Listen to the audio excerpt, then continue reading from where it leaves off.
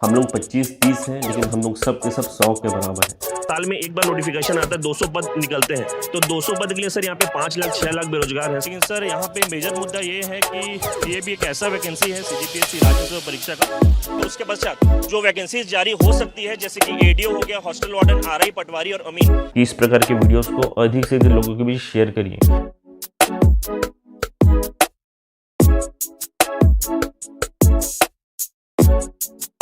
तो चलिएगा दोस्तों, स्वागत है आपका आपके अपनी YouTube चैनल CGPSC अड्डा में। मेरा नाम अजीत कुमार दास है। दोस्तों वीडियो आपके लिए बहुत ही ज़्यादा इंपॉर्टेंट होने वाला है, क्योंकि रिसेंटली हमारे प्रदेश में भर्तियों को लेकर कुछ ऐसे इंसिडेंट्स वगैरह हुए हैं जिसके पश्चात छात्रों द्वारा बहुत इंपॉर्टेंट प्रश्न वगैरह निकल कर आ रहे हैं, जिनको सुनने के पश्चात आप सभी के रोंगटे खड़े हो जाएंगे।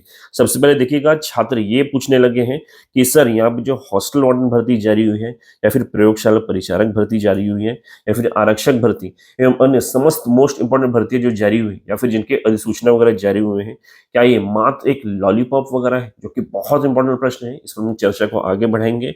साथ साथ देखिएगा, आप सभी जानते हैं कि रिसेंटली हमने एक नया सेशन वगैरह स्टार्ट किया है, जिसके तहत हफ्ते के 3 दिन यानी कि ट्यूसडे, थर्सडे और सैटरडे को हम लोग आप लोगों की तरफ से जो 5 प्रश्न वगैरह निकल कर आ रहे हैं या फिर जिनको हम पिक करते हैं, उन पर हम डिटेलिंग वगैरह करते हैं, उत्तर वगैरह देते हैं।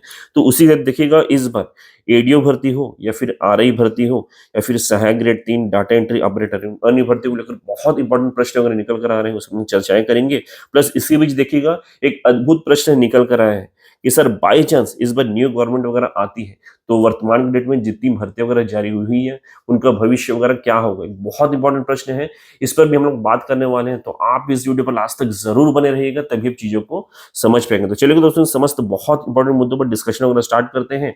सबसे पहले देखिएगा, आप लोगों की तरफ से जो 5 प्रश्न वगैरह निकल कर आ रहे हैं, उस पर हम चर्चा वगैरह आगे बढ़ाते हैं। सबसे पहला प्रश्न देखिएगा, यहाँ पे पूछा गया है कि सर बाई चांस मान के चलिए इस बार न्यू गवर्नमेंट वगैरह आती है, तो क्या जो वर्तमान के डेट में भर्ती वगैरह जारी हुई है या फिर जिनका अधिसूचना वगैरह जारी हुआ है, उनका भविष्य वगैरह क्या रहने वाला है? वह आगे बढ़ेगा या नहीं बढ़ेगा? बहुत इंपॉर्टेंट प्रश्न है, जिसको पूछा है कमल किशोर नेताम भाई ने। तो उत्तर के रूप में बता दूं, देखिएगा, बाई चांस मान के चलिए इस बार कोई नई गवर्नमेंट आती है या फिर जो पुरानी गवर्नमेंट है वही रिपीट होती है, तो इससे आपके भर्तियों पर कोई प्रभाव नहीं पड़ने वाला है। वो देखिएगा अपने हिसाब से सिस्टमेटिक आगे बढ़ेगा और पूर्ण भी हो जाएगा, क्योंकि देखिएगा गवर्नमेंट जो है आती जाती रहती है, लेकिन जो शासकीय प्रक्रिया वगैरह है वो अपने टाइम के हिसाब से पूर्ण होती है, आगे बढ़ते रहती है। निश्चिंत रहेगा, कुछ प्रभाव वगैरह नहीं पड़ना है। आगे देखिएगा, जो सेकंड मोस्ट इंपोर्टेंट प्रश्न वगैरह निकल कर आ रहे हैं, उस पर बात कर लेते हैं। तो इसलिए यहाँ पे पूछा गया है कि सर मंडी बोर्ड कनिष्ठ सचिव भर्ती में बीसीए वाले फॉर्म डाल सकते हैं या नहीं सकते हैं? ये पर्टिकुलर प्रश्न को पूछा है प्रताप भाई ने। तो उत्तर के रूप में बता दूं, देखिएगा, सबसे पहले आपको साइड में देखिए ऑफिशियल नोटिफिकेशन वगैरह मैंने ओपन करके रखा है। यहाँ पे शैक्षणिक योग्यता वाला कॉलम को पढ़ना है, कनिष्ठ सचिव भर्ती की कि किसी भी मान्यता प्राप्त विश्वविद्यालय से कृषि या फिर वाणिज्य या फिर विज्ञान या फिर प्रबंध या फिर लास्ट में अर्थशास्त्र में आपके पास स्नातक वगैरह होना चाहिए। तो आपका जो बीसीए बैकग्राउंड है ये जुड़ता है साइंस स्ट्रीम से। वैसे देखिएगा, जो इंजीनियरिंग वाले होते हैं उनका भी जो बैकग्राउंड है वो साइंस स्ट्रीम से ही जुड़ता है। मेरे अनुसार तो यही चीज है।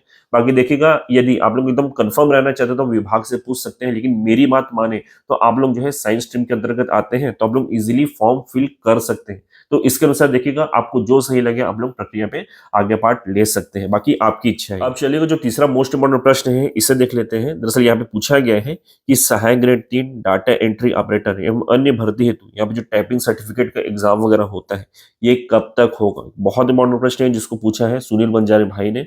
तो उत्तर के रूप में बता दूं, साइड में देखिएगा एक राजपत्र का जो प्रकाशन वगैरह है, इसकी कॉपी वगैरह मैं आपको शो करते हुए चल रहा हूँ। दरअसल देखिएगा, ये 3 अगस्त 2023 को राजपत्र में प्रकाशित अधिसूचना है, जिसके अनुसार देखिए, छत्तीसगढ़ शासन लोक शिक्षण संचालनालय अंतर्गत शीघ्र लेखन एवं मुद्र लेखन कंप्यूटर कौशल परीक्षा परिषद का गठन किया गया था, जिसका देखिएगा मुख्य उद्देश्य यह है कि विभिन्न शासकीय पद जैसे कि डाटा एंट्री ऑपरेटर हो गए, सहायक ग्रेड 3 हो गया, कंप्यूटर ऑपरेटर आदि जो पद वगैरह हैं, इनके लिए जो टाइपिंग सर्टिफिकेट वगैरह लगता है, उसके लिए देखिएगा वर्ष में 2 बार एग्जाम कंडक्ट कराया जाएगा। पुनः बता दो, वर्ष में 2 बार एग्जाम कंडक्ट कराया जाएगा तथा पात्र अभ्यर्थियों को प्रमाण पत्र वगैरह दिया जाएगा, सौंपा जाएगा।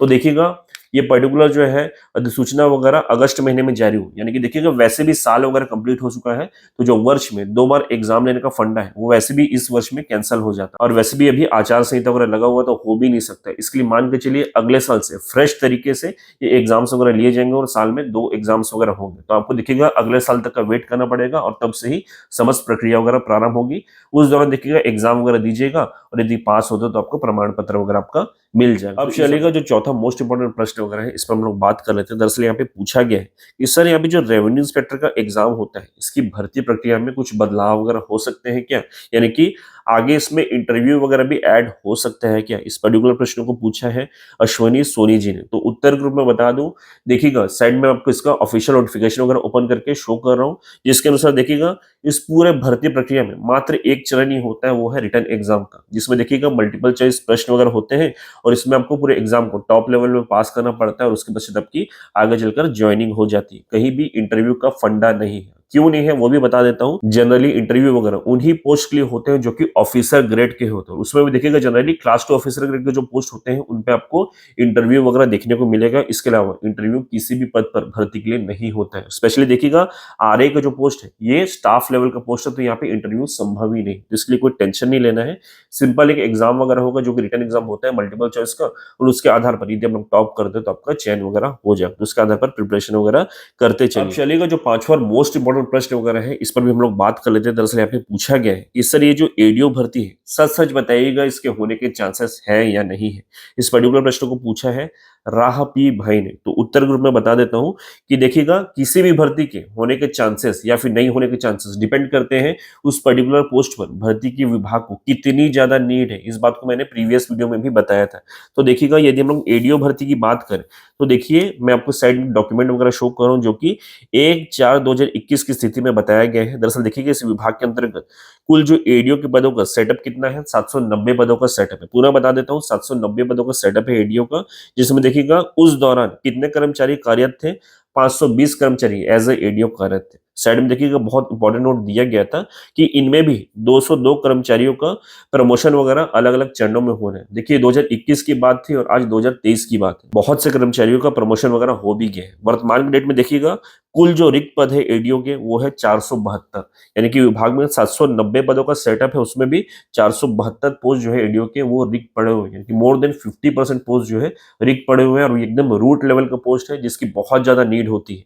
तो आपको लगता है कि वैकेंसी नहीं आएगी, मैं आपको 100% की गारंटी देता हूँ आगे चलकर आपको एडीओ की पोस्ट पर भर्ती वगैरह देखने को मिलने वाली है, जिसकी प्रीवियसली हमको सूचनाएं वगैरह या फिर संकेत वगैरह देखने को मिले थे। हालांकि कुछ प्रक्रिया की वजह से चीजें रुक गई थी, लेकिन आगे चलकर सब कुछ सॉर्ट आउट हो जाएगा और 101% है कि आगे चलकर आपको इस पर्टिकुलर पोस्ट पर भर्ती वगैरह देखने को मिलेगी ही मिलेंगी। तो इसके लिए इस पर प्रिपरेशन वगैरह करते हुए चलिएगा। तो इस प्रकार से देखिएगा दोस्तों, आप लोगों की तरफ से जो 5 मोस्ट इंपोर्टेंट प्रश्न वगैरह पूछे गए थे या फिर मैंने जो पिक किए थे उनके मैंने डिटेल्ड उत्तर वगैरह आपको दे दिए हैं। उम्मीद करूंगा कि आप लोग संतुष्ट रहे होंगे। बाकी आगे देखिएगा रिसेंटली हमारे प्रदेश में भर्तियों को लेकर कुछ ऐसे इंसिडेंट्स वगैरह हुए हैं जिसके पश्चात छात्रों ने कुछ बहुत इंपॉर्टेंट प्रश्न पूछे हैं जो कि रोंगटे खड़े करने वाले। सबसे पहले बता दूं क्या इंसिडेंट हुआ है, साइड में देखिएगा उससे संबंधित एक ऑफिशियल डॉक्यूमेंट वगैरह मैं आपको शो कर रहा हूं जो कि संबंधित है पुलिस मुख्यालय छत्तीसगढ़ से। दरअसल इनके द्वारा आरक्षक संवर्ग एवं अन्य लगभग 6000 पदों पर भर्ती हेतु पूर्व में जो अधिसूचना वगैरह जारी की गई थी, जिसका देखिएगा दिनांक 20/10/2023 से फॉर्म फिलिंग वगैरह प्रारंभ होना था। परंतु देखिएगा वर्तमान डेट में चूंकि हमारे प्रदेश में आचार संहिता वगैरह लागू है, तो उस स्थिति को देखते हुए आगामी आदेश तक अपरिहार्य कारणों से, जो कि कॉमन कारण होता है आप जानते होंगे एग्जाम कैंसिल करने का, तो उसके लिए देखिएगा ऑनलाइन आवेदन करने की जो प्रक्रिया है उसे स्थगित कर दी गई है। यानी कि देखिए 20/10/2023 से इन पर्टिकुलर भर्ती हेतु ऑनलाइन फॉर्म फिलिंग वगैरह प्रारंभ नहीं होगा। और देखिएगा इसके पश्चात छात्र बहुत ज्यादा टेंशन में आ गए थे। इनके द्वारा एक और बहुत इंपॉर्टेंट प्रश्न वगैरह पूछा गया था कि क्या सर यहाँ पे जो हॉस्टल वार्डन भर्ती पूर्व में जारी हुई है, यानी कि उसकी अधिसूचना वगैरह जारी हुई है, या फिर प्रयोगशाला परिचारक भर्ती हो गई, या फिर ये जो पर्टिकुलर आरक्षक भर्ती है एवं जो अन्य भर्तियां हैं जिनके देखिएगा भर्ती विज्ञापन वगैरह जारी हो चुका है या फिर फॉर्म फिलिंग वगैरह प्रारंभ हो चुका है या फिर सिर्फ और सिर्फ अधिसूचना वगैरह जारी हुआ है, क्या ये मात्र एक लॉलीपॉप वगैरह है? तो उत्तर के रूप में मैं आपको बता देता हूँ, देखिएगा ये कोई लॉलीपॉप नहीं है। दरअसल इस बात को मैंने देखिएगा हॉस्टल वार्डन के परिप्रेक्ष्य में लगभग 3 से 4 दिन पहले सबसे पहले आप लोग को बता दिया था। दरअसल देखिए व्यापम कर्मचारी के माध्यम से ही मुझे जानकारी मिली थी कि देखिएगा चूंकि वर्तमान के डेट में हमारे प्रदेश में आचार संहिता वगैरह लागू है, तो इस दौरान देखिएगा बहुत सी चीज ऐसे हो जाते हैं जिस पर रेस्ट्रिक्शन वगैरह पुट हो जाते हैं और कुछ कुछ चीजों पर देखिएगा आपको इलेक्शन कमीशन से परमिशन वगैरह लेना पड़ता है। तो उसी के देखिएगा हॉस्टल में भर्ती का ऑफिशियल नोटिफिकेशन वगैरह जारी नहीं हुआ था। इसकी जानकारी मैंने आपको 4 से 5 दिन पहले ही दे दी थी, सबसे पहले दी थी। और वो चीज देखिएगा अभी आपको देखने को मिल रहा है इस पर्टिकुलर कांस्टेबल भर्ती को लेकर। दरअसल देखिएगा वही परमिशन वाले इशू को लेकर मान के चलिए इस पर्टिकुलर भर्ती को, यानी कि इस पर जो ऑनलाइन फॉर्म फिलिंग को वर्तमान डेट में कैंसिल किया गया है। लेकिन देखिएगा जो पर्टिकुलर सिचुएशन है आचार संहिता, क्या ये पूरे आजीवन भर के लिए रहेगा? बिल्कुल भी नहीं। कुछ समय तक का जो है मामला है उसके बाद से सब कुछ नॉर्मल हो जाएगा और उसके बाद से देखिएगा आपकी जो समस्त भर्ती प्रक्रिया वगैरह है वो आगे बढ़ जाएगी। तो इसके लिए देखिएगा जो समस्त सिचुएशंस वगैरह क्रिएट हुए हैं इनको पॉजिटिव प्रोस्पेक्ट में लीजिएगा। अब कैसे लीजिएगा मैं बता देता हूँ। बाई चांस मान के चलिए जो समस्त भर्तियों का अधिसूचना वगैरह जारी हुआ है, मान के चलिए उनका ऑफिशियल नोटिफिकेशन भी जारी हो जाता और फॉर्म फिलिंग भी वर्तमान डेट में प्रारंभ हो जाता। तो मान के चलिए जैसे आचार संहिता और इलेक्शन वाला प्रोसेस खत्म होता, तुरंत के तुरंत मान के चलिए इनके लिए एग्जाम डेट वगैरह अनाउंस हो जाते, तो आपको समय कम मिलता। लेकिन अब मान के चलिए जैसे ही जो समस्त चुनावी प्रक्रिया है कंप्लीट होंगी उसके पश्चात ही आपका यहाँ पे ऑफिशियल नोटिफिकेशन भी आएगा और फॉर्म फिलिंग भी प्रारंभ होगी। और जैसे ही देखिएगा ये सब प्रारंभ होते हैं उसके पश्चात आपको मान के चलिए लगभग 1.5 से 2 महीने का समय मिलता है ना, यानी कि आपको एक्स्ट्रा समय मिल गया ना, तो उस चीज को आप लोग पॉजिटिव प्रोस्पेक्ट में लीजिए क्योंकि आपको टाइम मिल रहा है तो उसको यूटिलाइज करिएगा। अनाप शनाप चक्करों में मत पड़िए, इधर उधर की नेगेटिविटी को मत लीजिए। इसको पॉजिटिव प्रोस्पेक्ट में लेते हुए प्रिपरेशन को और पुख्ता तरीके से करिए क्योंकि आपको एक्स्ट्रा समय मिल रहा है, तो इससे कॉम्पिटिशन भी हाई हो जाएगा। तो इस चीज को ध्यान में रखना है। तो दोस्तों इस वीडियो के माध्यम से मुख्य रूप से यही सब जानकारी है जो है मैं आप लोग के साथ साझा करना चाहता था। बाकी बता दूं अब मैंने जितने भी स्लाइड्स वगैरह आपको शो किए, यदि आप इनके पीडीएफ वगैरह प्राप्त करना चाहते हैं तो इसे आप हमारे टेलीग्राम ग्रुप में प्लस व्हाट्सएप ग्रुप में प्लस इंस्टाग्राम ग्रुप में सबसे पहले प्राप्त कर सकते हैं। और यदि आप इन समस्त ग्रुप के साथ नहीं जुड़े हुए हैं तो उनका लिंक वगैरह इस वीडियो में डिस्क्रिप्शन बॉक्स में मिल जाएगा, साथ साथ कमेंट बॉक्स में मिल जाएगा। तो जस्ट उन लिंक को क्लिक करिएगा और उन समस्त ग्रुप के साथ डायरेक्टली जाके जुड़ सकते हैं। तो दोस्तों वीडियो आपको पसंद है तो वीडियो को लाइक कर लीजिएगा, चैनल को सब्सक्राइब कर लीजिएगा और इस वीडियो को अधिक से अधिक बीच में शेयर भी कर दीजिएगा ताकि उनको भी हेल्प हो सके। Thank you so much.